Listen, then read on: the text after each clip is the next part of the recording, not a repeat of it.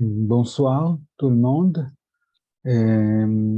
D'accord. Alors, merci Ali pour cette occasion de parler d'un récit le plus important de toute la Bible hébraïque sur la question de la politique et question d'actualité, toujours d'actualité.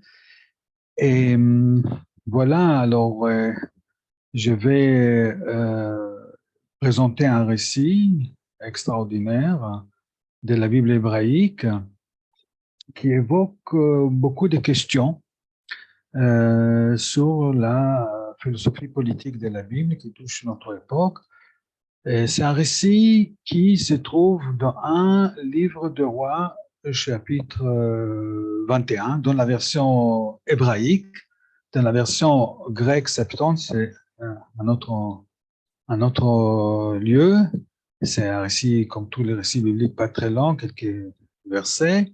Et en tout cas, cet récit parle des rapports entre les pouvoirs, c'est le roi qu'on va tout de suite expliciter, et les prophètes sur la question de la corruption du pouvoir.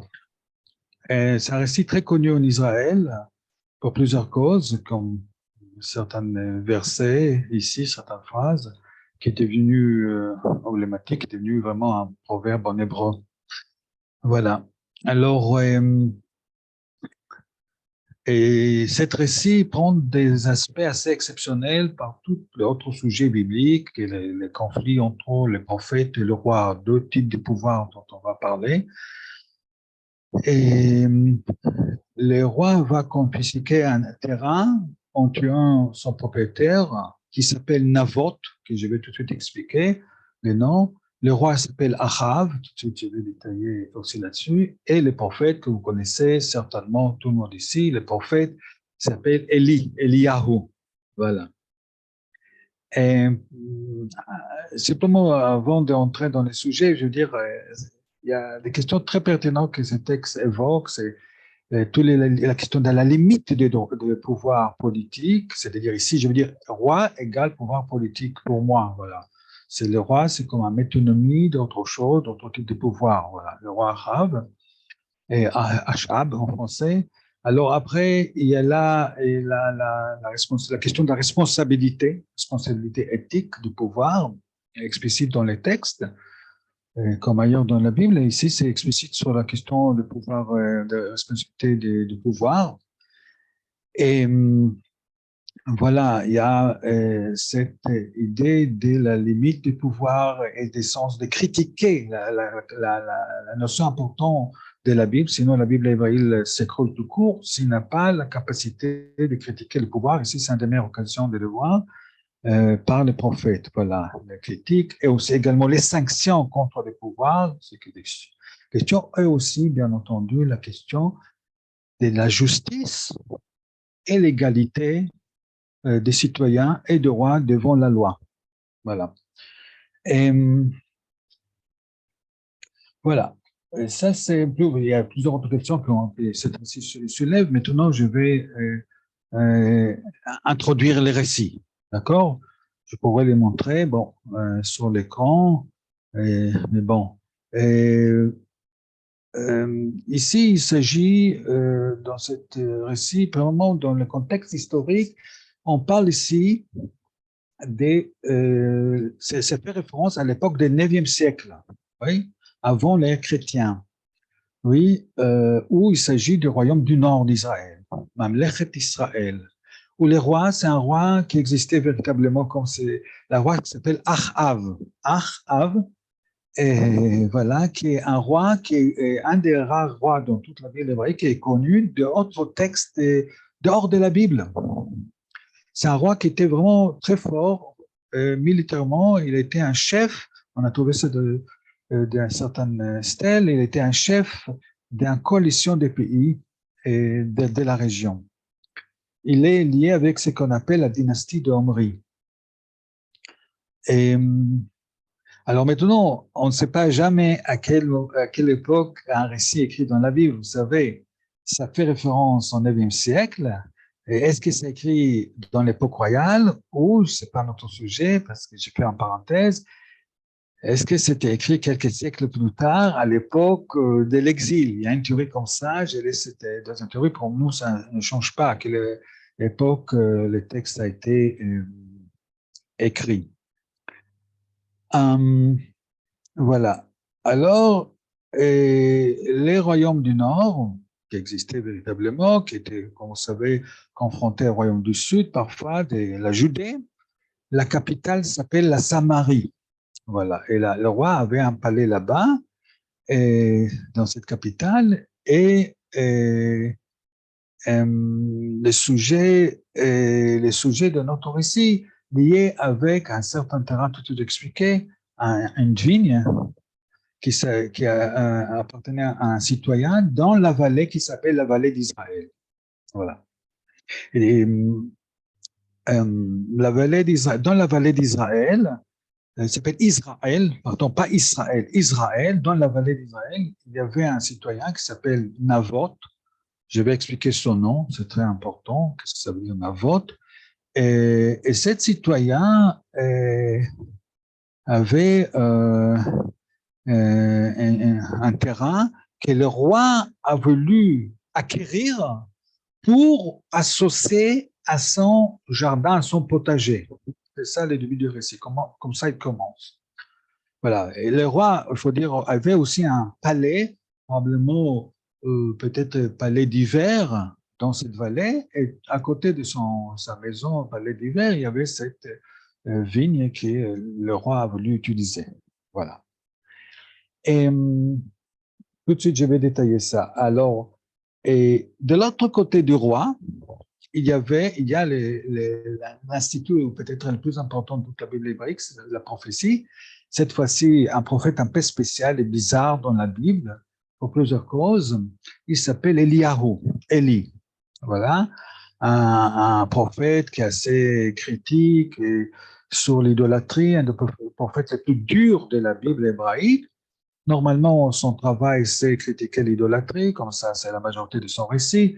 Mais pourtant, il va toucher ce sujet politique, éthique, qui est lié avec ce droit qui s'appelle Achav. Alors, selon la narration, avant d'entrer en détail, ces deux personnages, le roi et le prophète, sont déjà rencontrés, ça ne change pas pour nous un petit peu, avant notre récit, chapitre 21 d'un roi, parce que le récit d'Achab, pour les gens qui s'intéressent, commence avec chapitre 17 des livres de rois. Et déjà là, il y a les rencontres entre les deux. Voilà. Maintenant, alors, je vais commencer et décrire quelques éléments de récit. Après, je vais essayer de relever les thèmes de cette récit. Alors, le récit est très bien construit, point de vue littéraire. Ça fait que c'est comme ce récit aussi important. Et il a été également mis en scène en théâtre plusieurs fois en Israël, plusieurs pièces de théâtre très, très importantes. Parce que ça a été vraiment l'application théâtrale. Voilà. Alors maintenant, je vais décrire les quelques étapes importantes dans le récit de manière très brève pour nous entrer dans le sujet. Alors, et comme j'ai dit, il s'agit ici, c'est comme ça, d'un vigne qui appartient à un homme qui s'appelle Navoth. Maintenant, je vais dire chose que les gens ne connaissent pas toujours connaissent. Navoth, il peut que le mot Navoth, s'il est avec un sujet lié avec les abréviations ou contractions de Nachalat Avot, un terrain de patrimoine familial. C'est aussi le sujet. Navot a un terrain qui est valorisé parce que c'est un patrimoine de plusieurs générations avant. Oui, c'est important dans le récit. Alors, cette vigne est, on peut dire, convoitée, comme je dis, par le roi. Il désire d'avoir ça pour son usage personnel, j'insiste. Et Navot, il va dire à Navot, je voudrais prendre ton terrain, lui acheter, je vais acheter, je vais donner un autre terrain, etc. Mais Navot refuse de donner les terrains à tout prix au roi. Et il dit ici, on entend que puisque c'est le terrain de ses ancêtres, puisque c'est un terrain important pour lui. Voilà. Et je répète, le roi propose l'argent, etc., mais il n'a pas refusé. Et maintenant commence peut-être une autre récit, et le roi était déçu. Il n'a pas compris les refus de Naboth. Il entre dans une dépression, si vous voulez. Il a convoité tellement voulu ce terrain et ça le rend malade qu'un citoyen lambda de l'État ne veut pas lui donner ou pour, vendre son terrain. Voilà. Et il ne sait pas quoi faire. Et ça, c'est très important parce qu'il comprend, il ne comprend pas qu'il n'a pas le droit d'abuser, d'utiliser les terrains que quelqu'un refuse. Il ne sait pas quoi faire. Il est égaré. C'est ça qu'il rentre dans la dépression. Certaines dépressions, il ne mange pas. Et là, on arrive, attention à quelque chose, parce que c'est très important. Là, on arrive à cette femme que vous connaissez parfaitement tout le monde ici. En hébreu, il s'appelle Isabelle, en français, Jézabel. Jézabel? Oui. Euh, cette femme, le récit il est dit, mais il faut faire attention ici à quelque chose. Cette femme n'est pas le sujet des récits, mais qui est très important dans le récit. Cette femme, elle est, c'est très important pour cause, fille d'un roi phénicien, qui est par excellence idolâtre.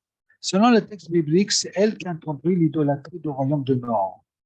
Oui, c'est important du point de vue littéraire, mais ce n'est pas important du point de vue de notre sujet. C'est-à-dire, cette femme-là, comme certains commentaires disent, va à son mari, tout de suite, va à son mari qui est déprimé, il devrait le plaindre, il explique, il dit, quel type de roi tu es nul, entre guillemets, tu ne sais pas gérer les problèmes. Moi, je te vais montrer comment il faut gérer les problèmes, je te rends cette vigne que tu veux. Voilà, je vais te rendre, je vais le rendre. Et là, on peut dire qu'elle utilise, c'est une question, je note là-dessus, on note peut-être qu'elle va utiliser des systèmes de pouvoir qu'elle connaît chez son père, du royaume des Phéniciens, comme on va voir tout de suite, que la Bible raconte aussi, la Bible hébraïque. Alors, qu'est-ce qu'elle fait? Ça, c'est extraordinaire. Dans la Bible, elle fait ce qu'on dit en français, parodie des procès. Parodie des procès que vous connaissez parfaitement par les parodies des procès qui étaient faits en Russie des années 30. Voilà, pseudo-jugement. Comment on peut dire ça? Voilà, c'est elle qui organise tout. Elle euh, organise des témoins, organise des faux tribunaux dans la ville, dans la cité de Naboth, et en fin de compte, on arrive à accuser Naboth de deux choses qu'il n'a rien fait, de ne pas respecter ni le roi, ni Dieu, comme s'il fait un blasphème, deux accusations. Et on arrive à organiser ça tellement bien, on le piège Naboth là-dessus, je ne vais pas entrer en détail, on l'accuse, et le tribunal qui était dirigé par la reine de Samarie, et qui coopère avec elle, accuse Naboth de ces choses, et il est mort, on le tue. Et en conséquence, on peut prendre maintenant, cette question aussi rabbinique, on ne va pas entrer, on peut prendre ces terrains parce qu'il a révolté contre le roi. Il est accusé de ça. Et tout de suite, j'ai raccourci un peu, la reine au roi, et le roi, il est déjà content, et il va descendre de son palais à Samarie vers la vallée, palais de thé, palais d'hiver, pour hériter et prendre possession de ces terrains. Et là, on arrive à un des moments les plus importants de toute la Bible hébraïque, sans doute, dans le sens politique. Et à ce moment-là, il y a quelqu'un qui va le rencontrer. Et ça, c'est Eliyahu, Eli en français, qui va le confronter avec ce qu'il a fait, voilà, et il va l'accuser d'une phrase qu'on est obligé à citer ici, cette phrase que je peux vous montrer, une seconde, ça c'est une phrase que tout le monde connaît par cœur, sans exception, comme ça c'est une seconde, voilà. il va l'accuser de... vous voyez l'écran? Voilà. Il va l'accuser ici. As-tu tué et aussi pris possession? As-tu assassiné, il faut dire, et aussi pris possession? Ça, c'est le discours d'Élie envers le roi. Voilà. Vous voyez ça? C'est ça. Ça, c'est le prophète mis au nom d'Adonai, c'est le verset fondamental de toute la Bible hébraïque, de cette confrontation entre les prophètes. Alors, Élie, il ne mâche pas ses mots, il accuse directement, il n'a pas peur, et ça, c'est notre sujet, bien sûr. Et voilà, et il faut savoir que cette verset en hébreu, Aratzarta de Gamirashta, est connu par tout le monde d'Israël par cœur. Pour plusieurs causes, j'ai laissé ça ici. Voilà. Chapitre 1 Roi 21, verset 19. Alors, je continue ensuite avec le récit qui est très pertinent malgré tout, tous ces éléments durs.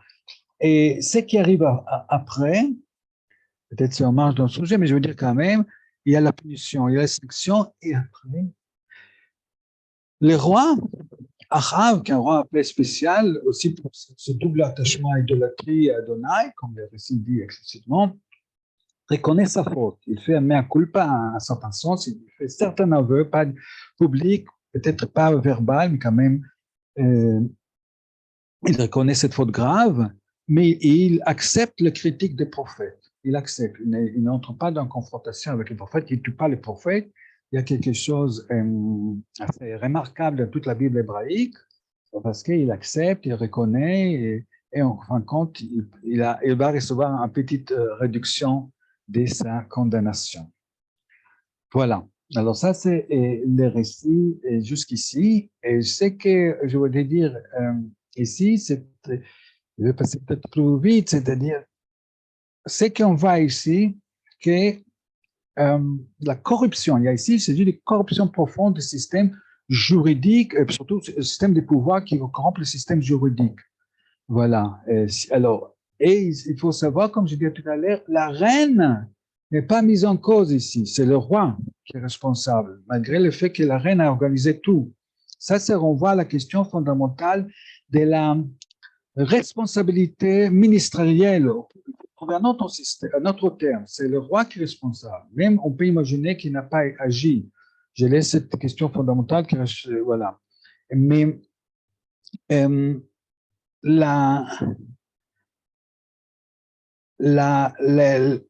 rôle de la construction de cette parodie des procès, c'est-à-dire est dévoilé ici par le narrateur. On voit tous les éléments qu'il y a avec cette corruption pour appliquer le principe fondamental de la Bible hébraïque qui est lié avec justice, tzedek et la vérité. On ne va pas développer ça, voilà. Ces deux éléments-là qui guident, qui est la ligne, ici et ailleurs, mais ici c'est beaucoup explicite, ces deux principes de chercher la vérité et exiger la vérité et à la fois exiger certains types de justice. Voilà. Et c'est là aussi, c'est-à-dire on peut dire que cet citoyen il n'est pas très important, c'est pas grave, c'est petit terrain, il est mort, une personne est morte, mais la Bible ici, dans ce récit, contexte même la mort d'une personne. Une personne, quelqu'un peut dire, c'est pas la fin du monde, etc. Mais il y a là un principe qui a pour défendre les droits des citoyens, les droits des citoyens, tout citoyen, et le roi ne peut pas se dispenser d'être soumis à la loi, à la règle juridique. Il ne peut pas. Mais il faut comprendre que la Bible décrit indirectement le système phénicien ici. C'est-à-dire, parce que ce n'est pas notre sujet, les contre-systèmes, mais c'est-à-dire, ce que la Bible veut dire, ça, c'est le système d'un autre pays, les Phéniciens, par exemple, où la reine, la femme d'Achav, est originaire. Voilà. Voilà, je vais dire, toucher ici le sujet de la Bible, c'est-à-dire qui est parfaitement présenté ici, mais que ce n'est pas complètement développé, c'est le sujet des contre-pouvoirs. Si on n'a pas saisi ça, on n'a pas saisi toute la Bible hébraïque, c'est-à-dire on n'a pas suivi les principes bibliques. Le contre-pouvoir, c'est les navis, c'est les prophètes. Oui. Et ici, c'est un seul prophète qui avec un courage, comme ça le récit est présenté, de voir la corruption profonde de l'État, là contre, en risquant peut-être sa vie. Les prophètes, vous savez, les prophètes bibliques, c'est un métier avec grand risque. Vous savez, tous les prophètes, presque tous les prophètes bibliques, c'est un métier à grand risque. Voilà. Il faut pour sortir contre les systèmes. On voit ici aussi, c'est une seule personne qui va contre tout l'État, si vous voulez, et il a sa responsabilité de défendre les droits des citoyens, critiquer la corruption, et créer une section. Il doit réagir immédiatement sur le terrain, tout de suite, sans peur, devant la face du roi. Et ce qu'il faut ajouter, bien entendu, c'est pas donné même aujourd'hui, hein, que cette nomination est indépendante. Il dépend des personnes, seulement de la parole d'Adonai. Et même aujourd'hui, je ne vais pas donner d'exemple, hein, il y a des choses, c'est facile à se dire, il doit être indépendant. Il ne rend pas compte à aucune institution de l'État. Mais il vient d'ailleurs. Il vient d'ailleurs les navires, le prophète. Comme dans le cas d'Eliaou, c'est très clair ici. Il n'appartient pas au système juridique, shoftim, juge, ni des prêtres, ni des skénim, des anciens, ni des notables, ni de la palais royal. Voilà. Il est hors tout système. Il doit être aussi comme tous les prophètes, sinon le mot prophète tombe bas. Le mot prophète, c'est toujours, le vrai prophète, c'est toujours singulier dans la Bible. Il n'y a pas pluriel. Le pluriel, c'est autre catégorie, je dis ça. Il y a le pluriel, mais c'est secondaire. Ça n'a pas un vrai sens dans la Bible. Le vrai prophète, il est individuel, hors structure formelle de la société. Voilà. Et, alors, ce que la Bible nous présente ici, comme j'ai dit, je vais peut-être, quoique le temps est déjà passé, je vais déjà tout de suite arrêter. Et c'est-à-dire, c'est, comme je dis, ce principe de la vérité et de justice, et cela arrive à un sujet biblique, bien sûr, c'est les limites du pouvoir politique.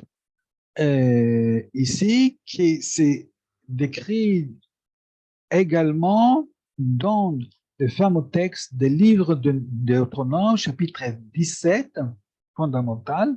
Dans la philosophie politique, les limites, on va réduire le statut de roi. C'est quelque chose qui rejoint notre récit parce que ça nous montre que la Bible suspecte le roi. Basiquement, à mon avis, comme a dit Martin Buber dans son livre, sur le livre de Juge, la Bible cherche, dans la théorie, c'est pas dans la théorie biblique, on cherche, on ne veut pas le roi. Ce que je crois personnellement, il y a des gens qui sont un peu différents. Plusieurs possibilités. Il accepte le roi de facto comme mauvais choix ou les choix moins bons parce que la Bible demande l'égalité absolue où le roi c'est Adonai, Dieu.